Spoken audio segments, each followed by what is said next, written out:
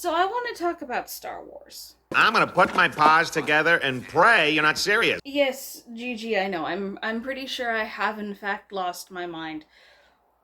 Because here's the thing. Star Wars has been extremely influential on me. I saw the movies for the first time, the original trilogy for the first time when I was like 5 or 6, I think. And I was obsessed. But I didn't discover Star Wars books and everything connected with that until Attack of the Clones came out. And mind you, I was 9 years old and I thought Attack of the Clones was amazing. I thought it was one of the coolest things ever, and I started reading the books I could find in the kids section of the library, so like the Scholastic books, which like there was the Phantom Menace actually had like a movie tie-in diary for Padme and a couple others. I think there might have been an Anakin one, and they had journals of the original trilogy as well that was like Han, Luke, and Leia. I think Han's was Return of the Jedi, and that one was interesting because it was his time in Jabba's prison. After he was unfrozen in Return of the Jedi and up until the Sarlacc pit. Anyway, I actually forgot these existed until I sat down to record this video, so I'm just getting a wave of nostalgia talking about this. By the time I moved up to the point where I was going to the library every weekend, getting the next book in the Han Solo trilogy, or the Courtship of Princess Leia, or the Hand of Thrawn trilogy, of course. I cannot forget the Hand of Thrawn trilogy. I was being made fun of in school. Like, I was the crazy Star Wars girl. And, like, to be fair, people would probably still think I was weird if I were in school as the crazy Star Wars girl today. But it is still so weird seeing how normal it's become ever since the Disney buyout. Just so much Star Wars everywhere. I remember 2015 when The Force Awakens came out and I was on Tumblr and suddenly every blog was a Star Wars blog except me, because like I'd already done my time and like I had read and come away from and come back to the EU several times by that point. And I was just like, okay. My point is, I have forgotten more about Star Wars than most people will ever know. And I need you to understand, I'm not exaggerating when I say that. I read so many books, I don't even remember them all.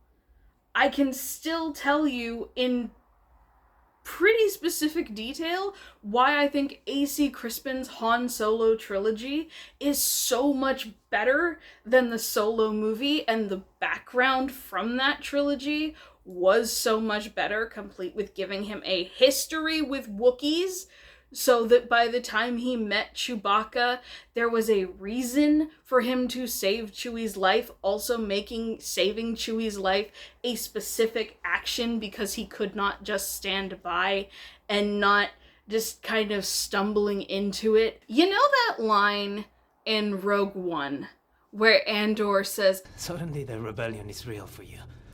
Some of us live it. I've been in this fight since I was 6 years old." I feel that. Especially every time I see people talk about Star Wars and I'm like, you probably would have been one of the people making fun of me 20 years ago. Like, 25 years ago at this point. Yeah. You probably would have been one of the people making fun of me. And now you're posting about May the 4th.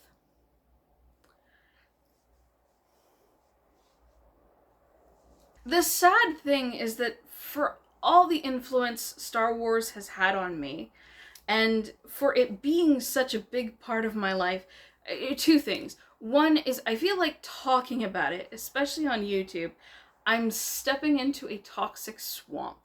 And I feel like I have to tread carefully. I'm like, when I told my boyfriend that, he's like, just fuck it. Say whatever you want. It doesn't matter. You're not going to make anyone happy. Which, I mean, true. But the other thing is just, there are so many layers to my feelings regarding Star Wars now. Because, like, I was so obsessed when I was younger and as a child. And specifically, I was obsessed at a time when my mom divorced my stepdad and we moved out of state. And it wasn't the first time we had moved, but it was the first time we'd had such a big move and my life had been completely upended. And so I was already really into Star Wars, and I think I just kind of became super obsessed because it was distracting me from this new life that I was not happy with, and like being bullied in school and being in a new place and feeling like I didn't belong and going through puberty early. All that just compounded, and it's like, yeah, I clung to Star Wars because what else was I gonna do? So it very much was kind of my emotional support thing when I was 10 and 11. And eventually I moved on to other things because, like, there was only so much energy I could put into Star Wars before I moved on to new projects. I say projects. Star Wars was one of the first things I actually wrote fan fiction for, and I'm so glad that never saw the light of day, because that was not good. We're not going to talk about it. In my past videos, I have talked about a lot of embarrassing things. If I say I'm too embarrassed to talk about something, it's because it's really embarrassing. That even I won't talk about it, even for attention. That should tell you something. You know what really got me, though? And, like, it's funny, as I was preparing to make this video, is when it kind of clicked for me. Do you want to know the biggest influence Star Wars has had on my life to this day? Bit of a personal story, really quick. So, Attack of the Clones came out.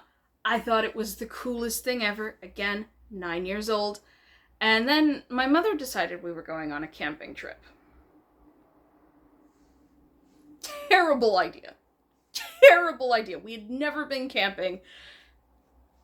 Terrible idea. But, so we drove hours away from home, and we stopped at a gas station at one point, and I'm wandering through, and they have this little shelf of kids' books. And I see something, and it catches my eye, and I am just in love at first sight. I had to have it. This is Star Wars Attack of the Clones Padme Amidala paper doll book. It's kind of funny that it doesn't even have the lake dress, which has since become the most iconic dress of Attack of the Clones. But, yeah. I bought this at a gas station somewhere in California. I have no idea where. Before, on the first night of a camping trip that turned out to be a complete disaster. But I got this. Not this copy, unfortunately. Not this copy. This was a replacement I got about 10 years or so ago. At the time, I was looking into going to fashion design school, so I was, of course, revisiting my inspirations and the things that first got me into costume design and a love of fashion. And for some girls, it's Barbie. For some girls, it's Bratz or Gem and the Holograms or something like that. For me, it was Star Wars. Padme's outfits are just so amazing. And, like, one of the best things about this, let me ramble for a minute. One of the best things about this is it's not just the dresses, but they actually talked about, like, designing and creating the costumes, and then there's notes. I don't remember if it was from Trisha Bigger, who was the costume designer, or I think there's some comments from her. But yeah, there's even like some of the concept art that inspired some of the outfits and like where they started, as well as notes on like what they were thinking when they did the design. And this is also where I first learned the term edgy, talking about the black leather dress. And let's see. One of the, I don't remember if it was in this book or in something else, but they talked about how like they specially sourced the lace for the wedding dress. I think that might actually have come later when I had the Dressing a Galaxy book, which I no longer have. Like, so many things I have collected over the year. Okay. Point is, this book, huge influence on me. And looking back, I was like, oh yeah, no, this is one of those things that rewrote my brain chemistry when I first got it. Point is, a long history with Star Wars. I read the EU, I watched the movies, I didn't read the encyclopedia. I tried. I read parts of the encyclopedia. I did not read all of the EU because my library only had so many of them, but I read a lot. I read so many books from the EU. And then, of course, drifted away, got interested in other things, moved on. Came back a couple times over the years, just to check in, and read a few more of the books before, moving on. And I just remembered the most successful fanfic, the most successful fanfic I ever wrote, which was a Rise of the Brave Tangled Dragons space opera story, was inspired because I was doing a week-long challenge with 7 daily prompts. I got to day 3 and was like, what the fuck am I supposed to do with this? Well, I didn't swear at the time, so I was just sitting there going, I got nothing. What am I doing? What do I do with this? And I had just picked up Star Wars Allegiance from the library, so I picked that up. I start reading it, Star Wars Allegiance by Timothy Zahn. I pick it up, start reading it, and then I stop and I go, I can write a space opera. So I wrote a space opera one-shot that ended up turning into an almost 20-chapter fanfic that did quite well in the fandom. I was fairly well known. I remember watching people talk about the fanfic on Tumblr every time I updated a chapter. It was awesome. I want to get back to that. Not necessarily with fanfiction, but I like people talking about my stories. Anyway, I am rambling. Let's see. Oh yeah, I want to complain about Disney. I already went on a little tangent about how I think the Han Solo trilogy by A.C. Crispin is so much better than the Solo movie. I think that's true. I won't say that's true of all of the EU, because here's the thing fans of the EU don't talk about too much, is that the EU is a mess. Because it wasn't until there were quite a few books out already that the publishers realized, hey, maybe we should actually have a coherent timeline, and maybe we should make sure that all these books work together. I wonder if that started about the time Luke Skywalker and Mara Jade got married, and someone in the editorial office was probably going, hey, you remember the Corellian trilogy where Leia doesn't trust Mara Jade when she runs into her, but they have to work together? That's supposed to take place several years after Luke marries Mara, so this timeline doesn't make any sense.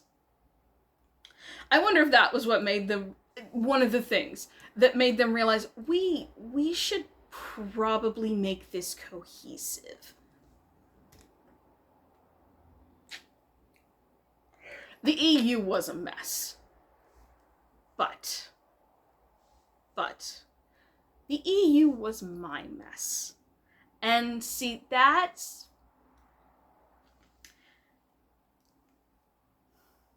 I don't know if I'm on the spectrum, or if I'm ADHD, or what it is. I don't like change.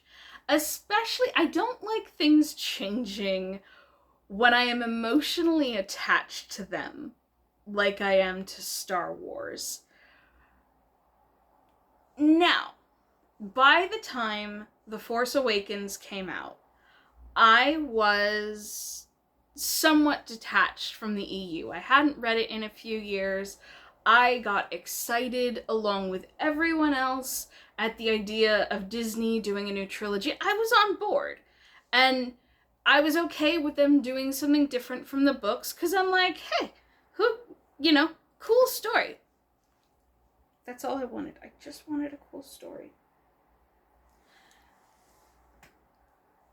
Years ago, I was talking to my boyfriend about Star Wars, and what I said was, they tell me that this new Star Wars is supposed to be for girls. But as someone who read the EU, I feel like they took away my steak dinner.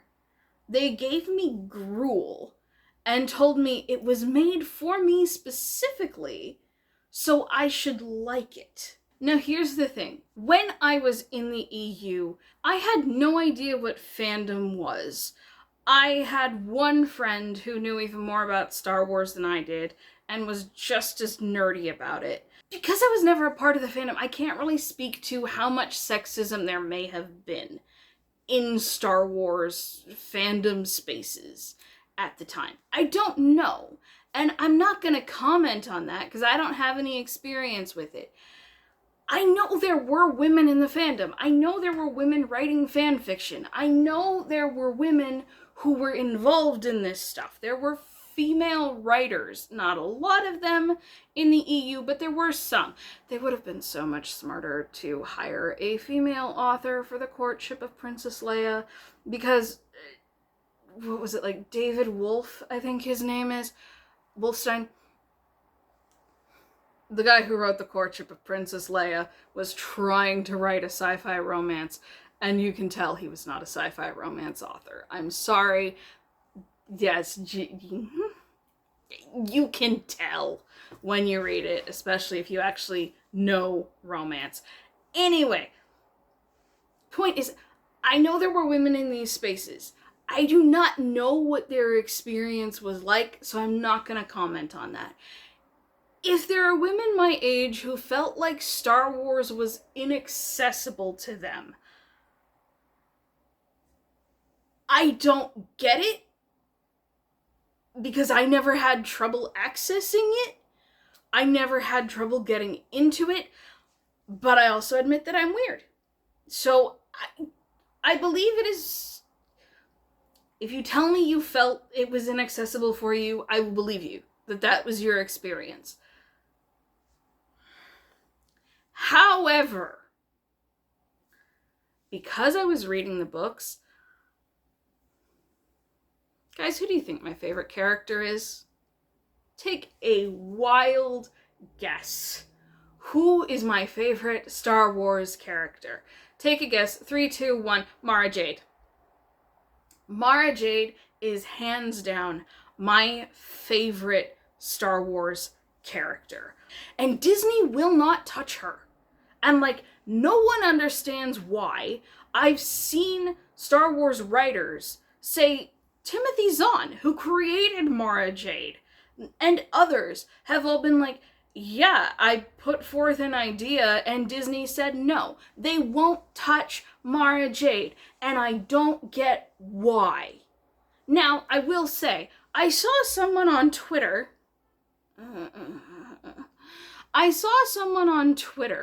say, oh, they should bring Mara in as Luke's daughter.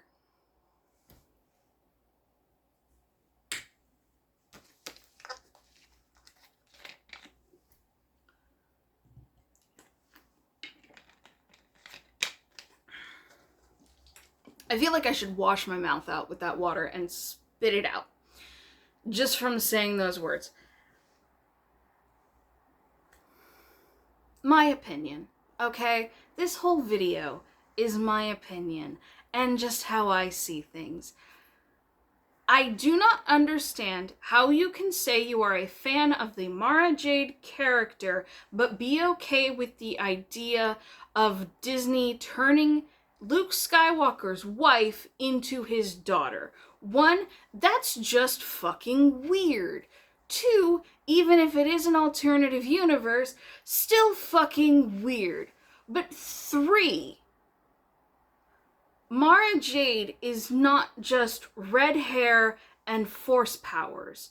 The whole appeal of Mara Jade's character is that she was the Emperor's hand, that she was raised by the Emperor to be his personal assassin, that she grew up in the Imperial Court, learning how to navigate politics while also being controlled by Palpatine completely. She could hear his voice in his head through their Force connection because he had that much control over her, which is why when he died, the last message he sent her was kill Luke Skywalker, with this false image in her head of Luke and Vader taking their lightsabers and turning on the helpless Emperor. This is the last image Mara Jade received from her abuser who controlled her entire life, and then she had to live with that echoing in her head for 10 years. Kill Luke Skywalker. 10 years after she lost everything. Her privileged life on Coruscant, all her connections, everything. She lost it all and ended up becoming a smuggler. Okay? Lost everything. From the top of the status quo down to the bottom, working her way up, first as a waitress in a bar, and then becoming a smuggler. Was there ever a book on how she went from one to the other? Because, like, there's the Mara Jade Emperor's Hand comic, which is by Timothy Zahn, about the Emperor's death and how that whole thing changed for her. And then, of course, we see her working for Talon Card in Heir to the Empire. Was there ever a book on how she and Talon Card met? I never got my hands on that one. Anyway, works her way up as a smuggler, becomes Talon Card's pretty much right hand. And then she sees Luke Skywalker again. And her boss, Talon Card, to who she owes her life, is like, we're keeping him alive. And she is sitting there with Palpatine's voice echoing in her head. Kill Luke Skywalker. And she wants revenge because she's got this command coming in. And because she hates him for ruining her life without even knowing her. Luke never saw her. Like, maybe he caught a glimpse of her in Jabba's palace. But Luke had no idea who she was. Luke never saw her. Just sees this woman and she hates him. And she wants him dead, and she is malicious, even as she has to keep him alive in this forest that is trying to kill them. She's just like... When Luke has lost all his force powers, so he is a helpless human for the first time in like 12 years, in some sense his whole life, and Mara is just like, I want to kill him, but I have to keep him alive, but I could kill him and make him look like an accident.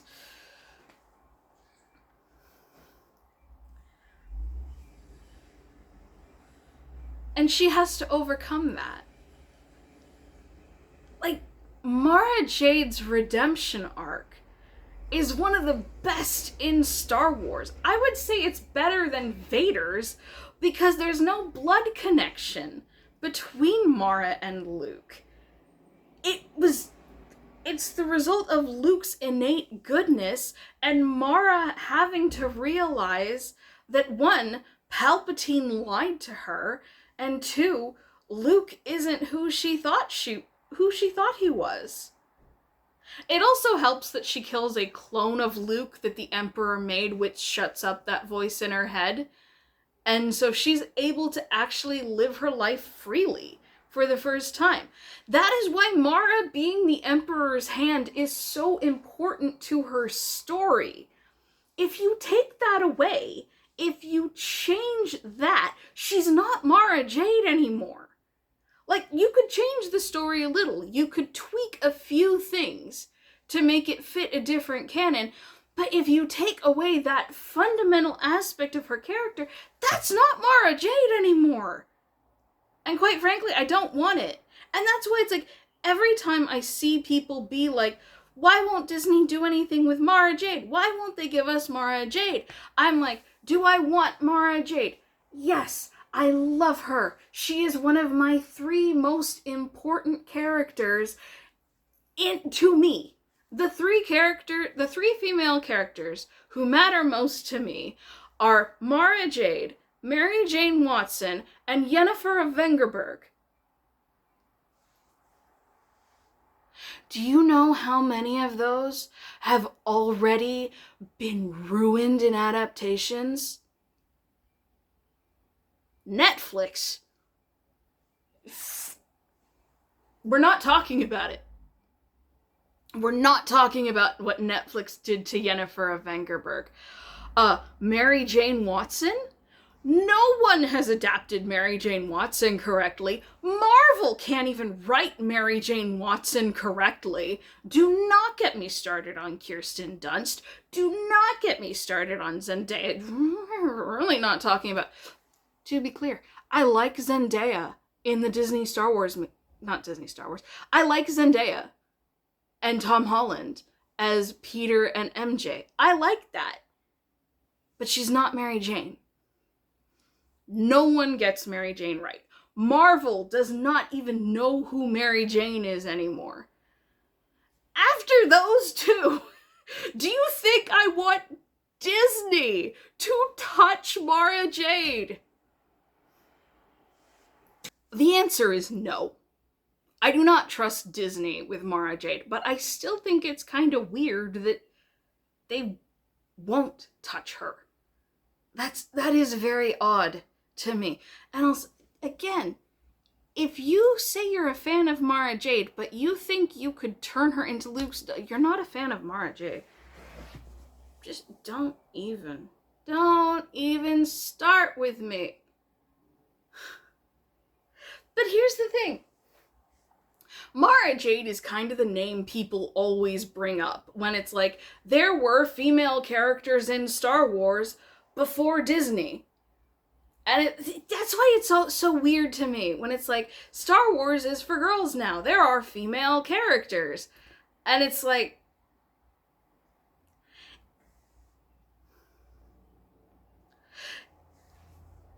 When I first ventured into the EU, beyond just the scholastic books for middle grade readers, I went to Junior Jedi Knights.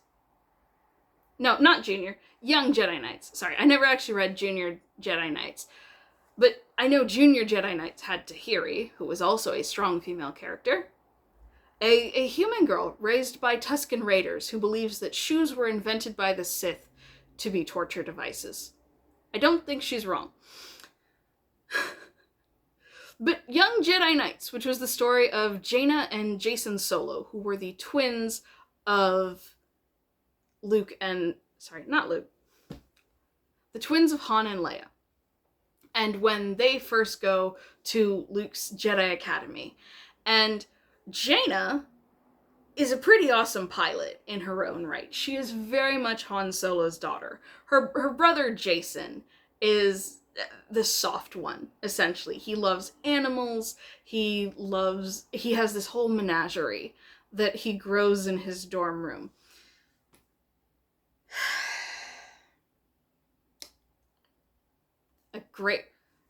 Ben Solo is a very cheap ripoff of Jason Solo, and like a perfect example of what I mean when I say they took my steak dinner and gave me gruel. Cause like, I had Jason Solo. I did not need Adam Driver as Kylo Ren. I still don't understand the appeal of Kylo Ren, quite frankly. But my favorite character in Young Jedi Knights, while Jaina was impressive, no, my favorite character, because I have a thing for redheads, was Tenel Ka. Tenel Ka is... Hang on. I have to go further back. So, Tenel Ka is another student at Luke Skywalker's Jedi Academy. The thing is, she is actually the result of what happened in the book The Courtship of Princess Leia, because when Leia was temporarily won over by a foreign prince from another star system, Han kidnapped her and took her to a planet called Dathomir. The thing is, Dathomir has now made its way into the canon. But it is not the Dathomir from the EU, because the EU Dathomir was actually a paradise. It was not barren and craggy, and it was not just the Night Sisters. There were the Force Witches of Dathomir, who... I wouldn't say they were good, per se. They are a tribe of Amazon women who ride Rancors, and they are a very firm matriarchy. Men are slaves who are used for breeding stock unless they have saved a woman's life. That is the only way they are allowed to have any rights, is if they save a woman's life. Now, when Luke goes looking for Han and Leia on Dathomir, he runs into a Force Witch named Teneniel Dejo. And I actually like her too. She's cute. Even if she's like, "You're my slave now." And Luke's like, no, I'm not. And she's like, "But won't you come into my hut and have daughters with me?" I'm weird. I am well aware I'm weird, but I think Teneniel Dejo is cute. Anyway, Teneniel Dejo actually ends up marrying the prince that originally wanted to marry Leia. This is why I say you can tell this is supposed to be a romance that's not written by a romance writer.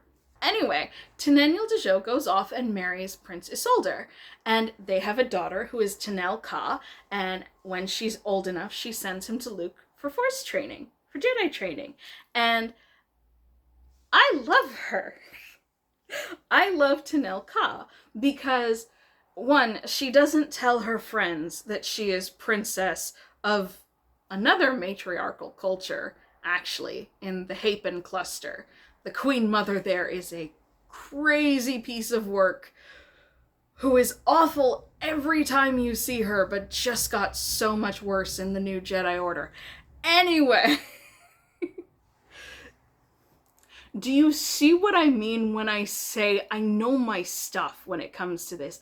I have forgotten more than most people will ever know about Star Wars, and I still remember all this, okay? I remember the character stuff. Like, some of the book villains and the stuff they dealt with, I couldn't tell you most of the stuff about that. But character stuff, I'm a character writer. I like characters. Anyway, so, Tenel Ka. She doesn't tell her friends she's princess of the Hapen cluster. She just says she's from Dathomir, and she still wears the lizard skin outfit, and she uses weapons, and then she got her arm cut off. Jason, which is even worse because Jason loves this girl. Jason Solo has the biggest crush on Tanel Ka. And then in like their first day of lightsaber training, there's a glitch and her blade is messed up and Jason accidentally cuts her arm off. This was a middle grade young adult book, by the way. Like, yeah, my friend just disabled my friend who has a crush on me just disabled me, and now we both have to live with that.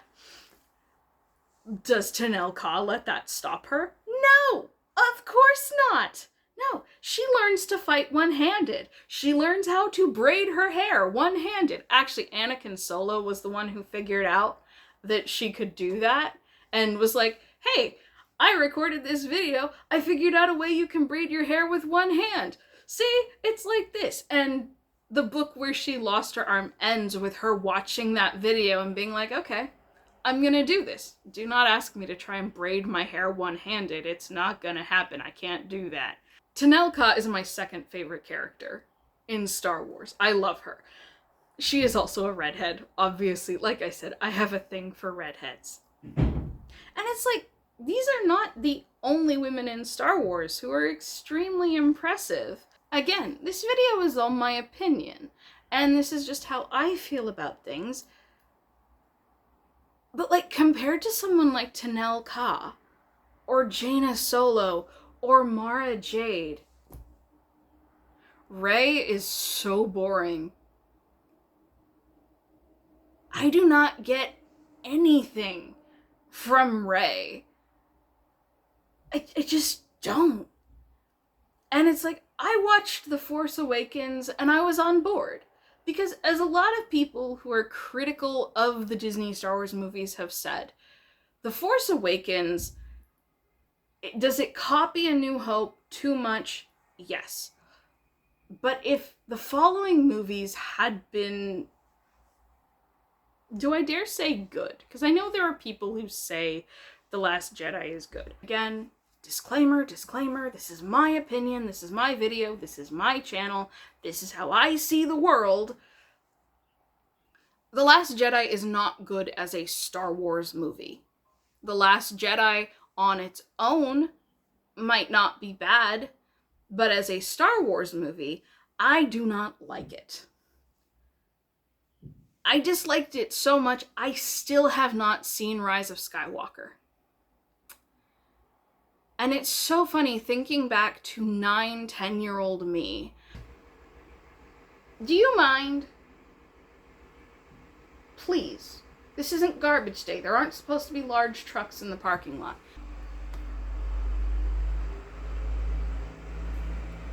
Carry on. Please continue so I can keep recording. Go on. By all means, move at a glacial pace. You know how much that thrills me. Okay, loud car is gone. I can keep going. I cannot imagine looking like 10, 11-year-old me in the eye and saying, there is a Star Wars movie and Star Wars shows that I have not seen. She would be so confused. She would not be able to comprehend a world where that is possible. It is still wild to me to think about. And I mean, how long has it been since Rise of Skywalker came out? And it's so weird to see this thing that I loved so much, that was so influential on me, that like for a long time, for years, thinking about it made me mad. And eventually I just had to disengage and check out from it emotionally, and I can't think about what Disney is doing to it. Because it hurt.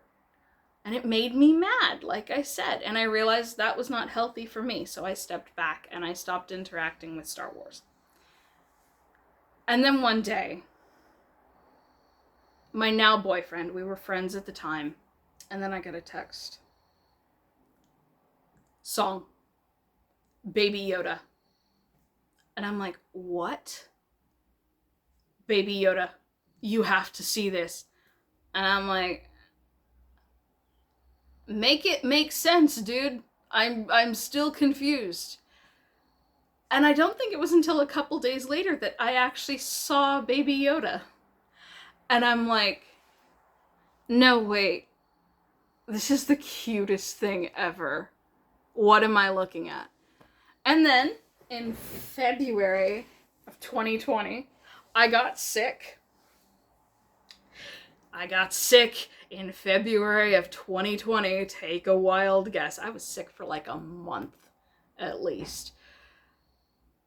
And I got sick before everything started. So I was already singing Cabin Fever from Muppet Treasure Island before everyone else was making jokes about it. But I think I actually got like a 1-month Disney Plus trial so I could watch Muppet Treasure Island. And then I'm like, okay, fine. He won't stop telling me to watch The Mandalorian. So I watched The Mandalorian. And for the first time in years at that point, I wasn't angry at Star Wars. That was a nice change. And like, the only reason I haven't seen Andor at this point is because I just haven't had time and a Disney Plus subscription.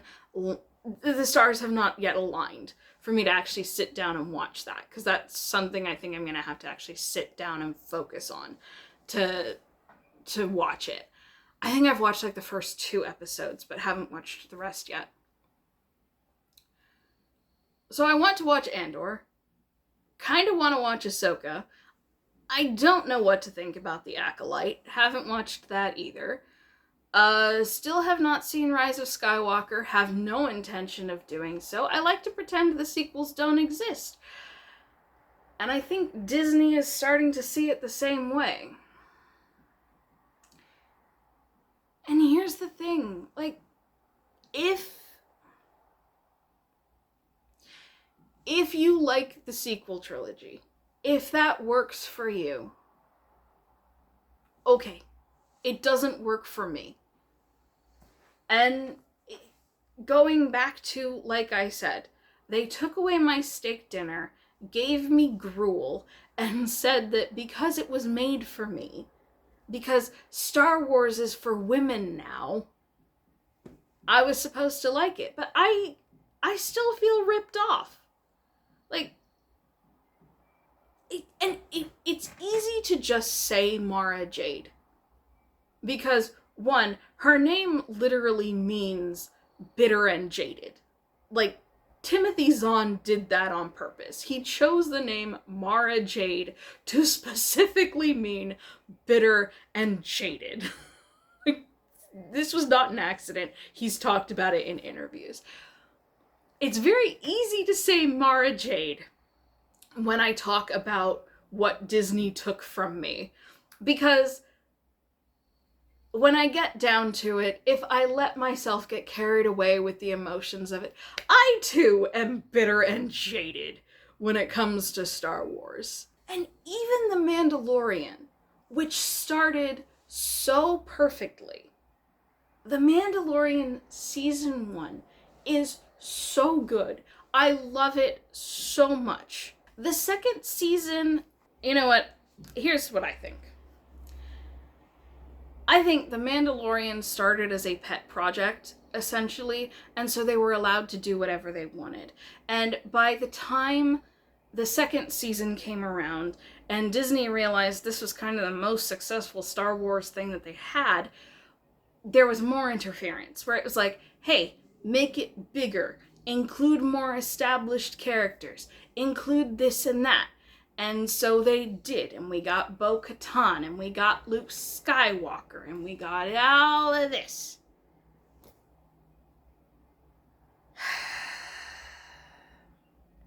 Then we got the book of Boba Fett, which, you know what, I actually kind of liked the Book of Boba Fett. I get why some people don't, but Book of Boba Fett worked for me. And then we got The Mandalorian Season 3, and I do not like Mandalorian Season 3.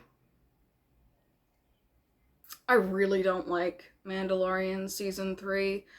Not least of all because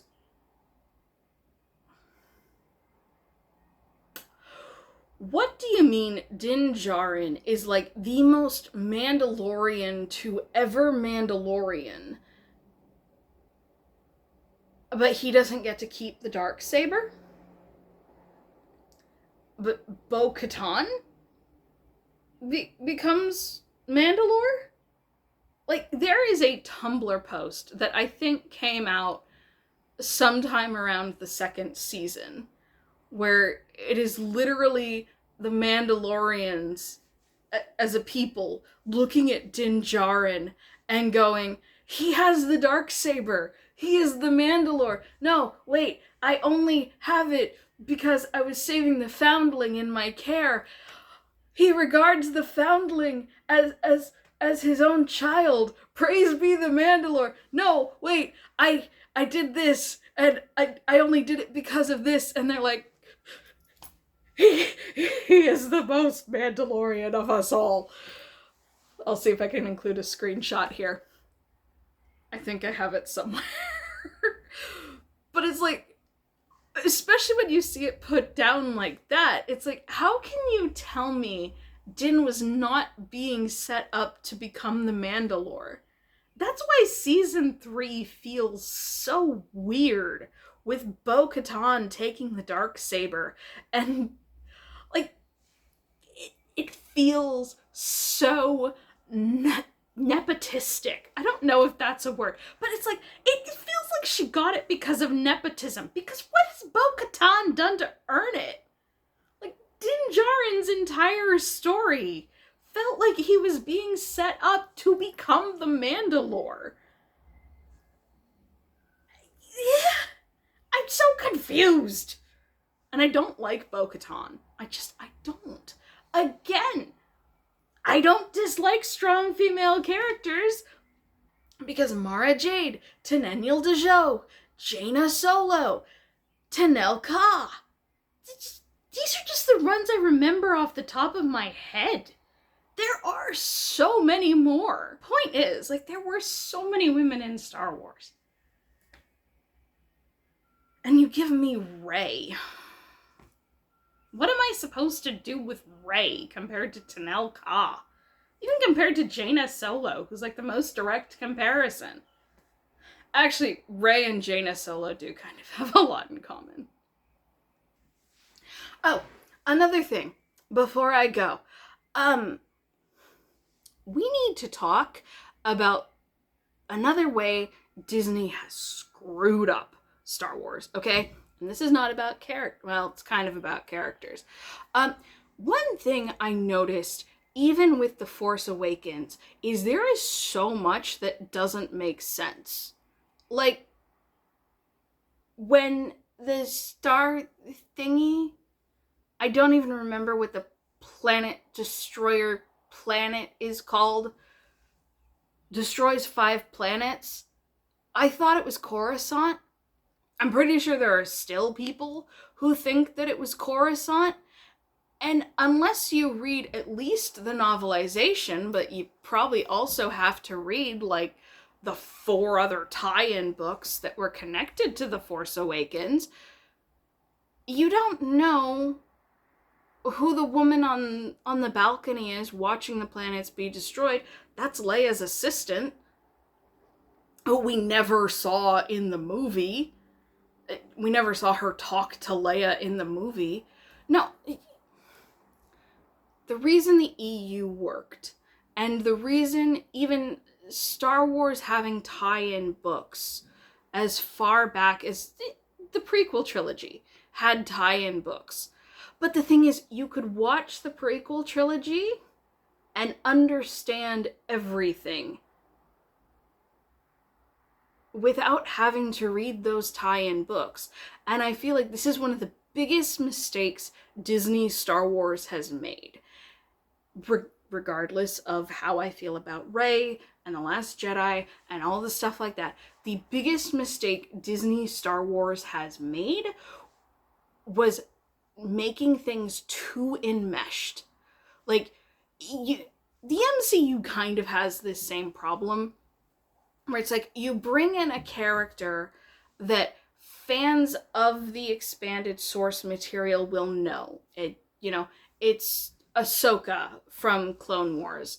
It's Cad Bane and all these other characters who show up, and it's like from the way they show up, you're usually like, okay, this person is important, but I got no idea who they're supposed to be. And at this point, I haven't watched Rebels. So I've watched Clone Wars, but like I don't remember most of it. I haven't watched Rebels. And I'm like, when it comes to that, a lot of the characters who show up in modern Star Wars stuff, I'm texting my boyfriend like, who is this? Like, when it comes to the EU, I know way more than he does, but when it comes to stuff like Rebels, he's like, oh yeah, no, this is so-and-so. And I'm like, okay, well, at least we cover each other's knowledge gaps, essentially. But no, it's these characters who, like, the average viewer is not going to know who they are, and you're not going to explain the context in the story to me. You expect me to know things from outside context. That is a terrible idea. And like I said, the MCU kind of has the same issue, but it's not as bad there. The thing is, every time people try to do a multimedia franchise, this almost always happens. Because from what was it? Final Fantasy 15 did this, I believe. Zack Snyder's Rebel Moon tried to do this. Did that second movie ever even come out? Is that still coming out? I don't know. I'm pretty sure Zack Snyder's Rebel Moon was dead on arrival, essentially. But yeah, pretty much every multimedia franchise I've seen try to be multimedia has failed, specifically because you're expected to interact with everything in order to understand the main thing that people are most likely to be exposed to. Terrible idea. Terrible idea. And here's the thing. Star Wars has actually done this before. Shadows of the Empire is a story that takes place between Empire Strikes Back and Return of the Jedi, and the book at least is kind of focused on searching for Han Solo and figuring out where his carbonite block has been sent. There's a lot more going on to it. However, the people behind it at Lucas Arts, Lucas, so that they basically wanted it to be a movie without the movie. So there's the book. When I say I've forgotten more about Star Wars than most people will ever know, this is something that fell into the forgot category, so I had to end up doing a little more research into it after I recorded this video. So, for Shadows of the Empire, there was a novel, there was a video game, there was a comic book, there were trading cards, there were toys, and there was a soundtrack. And from what I understand, it was relatively successful, and it was actually the blueprint that they went on to use for how they released Star Wars The Force Unleashed in 2007. Now, I read the Shadows of the Empire book, and as far as I remember, everything made sense.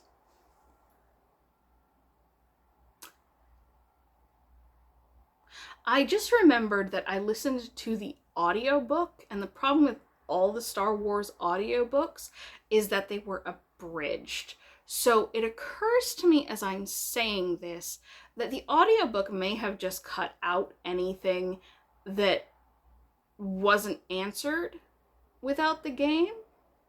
Maybe? I don't know. But as far as I remember, Shadow of the Empire could stand on its own as a book. But yeah, if you ever want to create a multimedia franchise, or even just a story that is told with spin-offs and stuff like that, the key thing to remember is that you cannot expect your audience to actually interact with all those things, you have to make sure that each thing on its own makes sense without the others. Just a tiny piece of advice. So, yeah. I have a really weird relationship with Star Wars. And it's still so strange to feel so connected to this thing and yet so disconnected at the same time. I'm not angry anymore. I'm just disappointed. I'm also disappointed with Disney in general, so I guess that's not surprising. I guess it's true that you either die a hero or you live long enough to see yourself become the villain. Or you live long enough to see yourself taken over by a corporation that has no regard for your fan base and your stories and just does whatever they want and picks your carcass clean.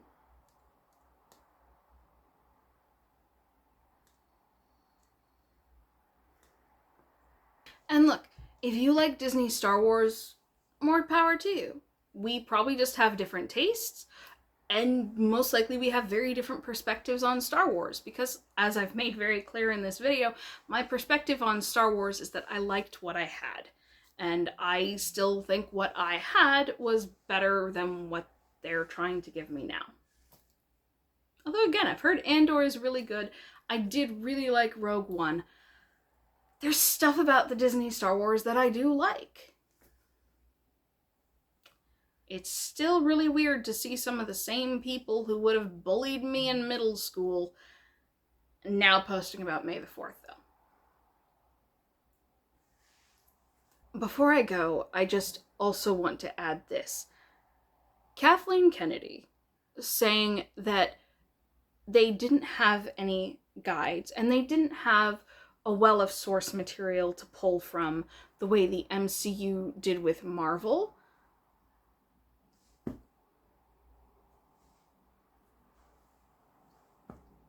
What a crazy thing to say.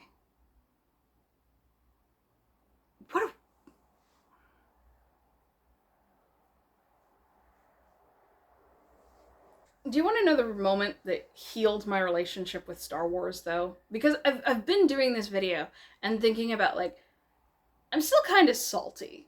And clearly I still have thoughts and opinions and things to say, but, like, I'm not angry anymore. And I want to kind of emphasize that in this video. It's like, I'm not angry anymore, just opinionated and over dramatic, which everyone who knows me knows that that's just who I am. But you want to know the moment that changed it? About 3 years ago, I went to Disneyland for the first time after years and years of wanting to go. My third day there was my first date with my boyfriend. That's a whole other story. But he took me on Star Tours. And, like, we also did Galaxy's Edge and we did Smuggler's Run, and that was a lot of fun. But we did Star Tours. And he said he looked over and he could just see the delight on my face. And for a moment, I came out and I said, right now, I'm a Star Wars fan again. And it's kind of sad to say that, because again, this is something that's had such an impact on me and made such a difference in my life. Like, if it wasn't for this, would I be interested in fashion design and costume design specifically the way I am now? I don't know. Maybe something else would have come along. I don't know. I have no idea what my life would have looked like without Star Wars. It would have been very, very different, though. And that is a somewhat positive note to end this video on, which, you know what, I think that's a good place to wrap this up. Alright, everyone, thank you so much for watching this and listening to my opinion. This video, I feel like, has been a long time coming, because, like I said, my journey with Star Wars has been so mixed, and it feels kind of appropriate that this is going to be going up on Revenge of the Sixth, because like I said, I have a lot of thoughts and a lot of opinions on this. But again, thank you so much for listening. Let me know your thoughts down below. If you're going to complain about Disney, Star Wars being woke or feminist, I don't want to hear it. Quite frankly, I don't want to hear it. If you have a critique that is actually intelligent and doesn't rely on internet buzzwords and is actually your own opinion rather than something you heard from someone else on YouTube, leave it down in the comments and let me know. Could be an interesting conversation. Like the video if you liked it. Maybe check out some of my others, and if you like those too, maybe subscribe to the channel. I am Song W. Erickson. This is my channel where I talk about whatever's on my mind, and clearly Star Wars was on my mind today. So I actually have to get ready to go to work. I spent way more time on this than I expected to. I recorded for an hour and a half instead of my usual 40 minutes. So yeah, I gotta go finish getting dressed.